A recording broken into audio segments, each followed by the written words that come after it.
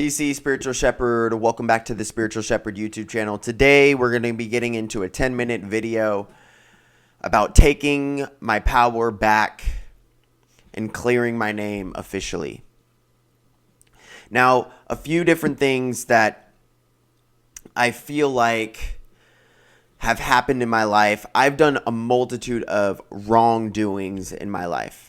And I have forgiven myself. I care for myself. I accept myself. I've had compassion on myself from these things.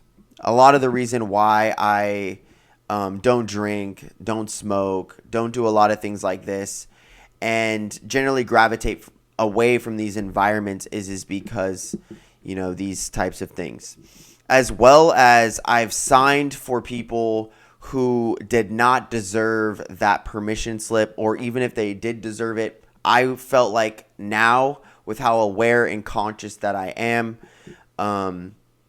I consciously choose not to give a multitude of people in my past energy or consciousness or attention anymore. And I realize how transparent and authentic that I've been, how autonomous I've been and continue to be. And I am clearing my name per se in the way that I'm no longer going to attach my name to other people or how other people will speak for me. I no longer permit it. I no longer allow people to speak for me. I no longer allow people to, project what they think the best version of me would be for them. I know what my mission is. I know what God's purpose is for me. I know what my vision, my mission is. And so ultimately, this is my goal. And I know that the people around me who genuinely love me will be with me every step of the way anyways. And I know a multitude of people come to my mind. A multitude of people come to my mind. A lot of my family members, a few of my friends, my significant other. These are the people that genuinely come to my mindset. And I'm realizing that a lot of times before then, I had been such a people pleaser and maybe potentially a doormat that I allowed myself to be because I felt like it was like the sacrificial love that I should be showing.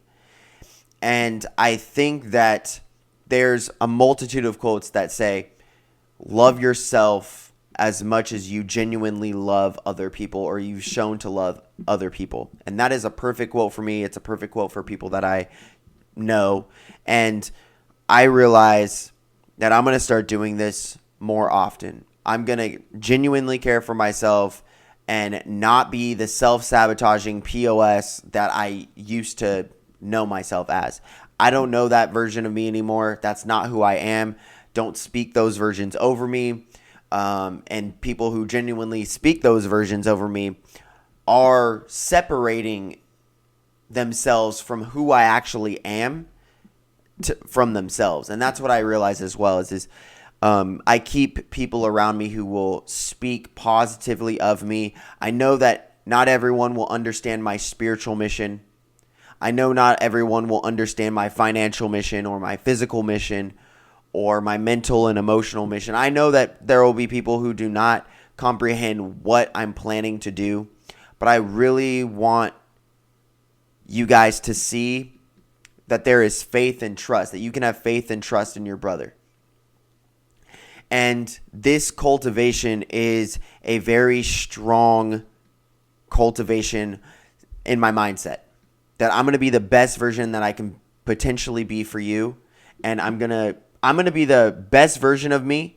I'm going to get myself as much in check as I possibly can, financially, emotionally, physically, and you have that as a promise.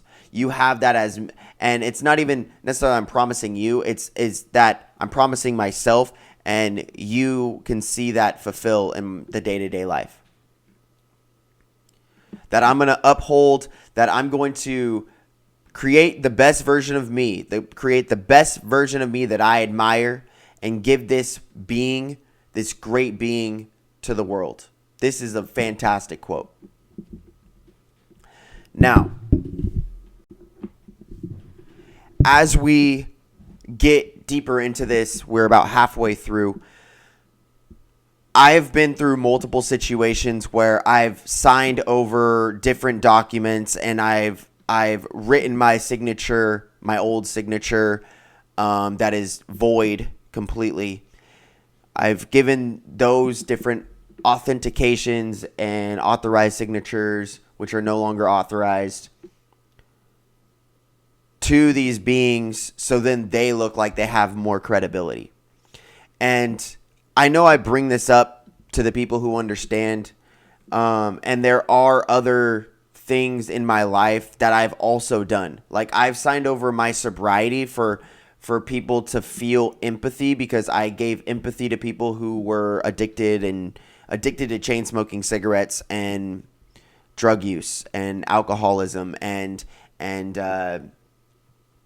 just like broken homes and a multitude of things. And I really see it as like there's that Christ in me that just like wants them to feel some sense of what I grew up with, which was, a very stable, familiar home. Like I lived in one place my entire life. My parents were both together.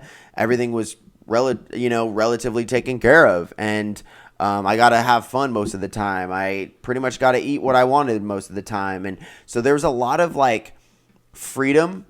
And with that, there is a sense of shelteredness and a sense of, there's gratitude. Like I absolutely have a ton of gratitude. And what I'm saying is there's a lot of dependency. And I think one of the biggest things that I've grown to realize these last 5 to 8 years is like I've always been that I want to be independent, and I am, but I'm saying like I want to be more and more independent, and it's almost to a degree of like complete self-reliance. And people who really know me genuinely know this, and I know that there are other people who will resonate with this. This is why I'm just being as open and authentic as possible.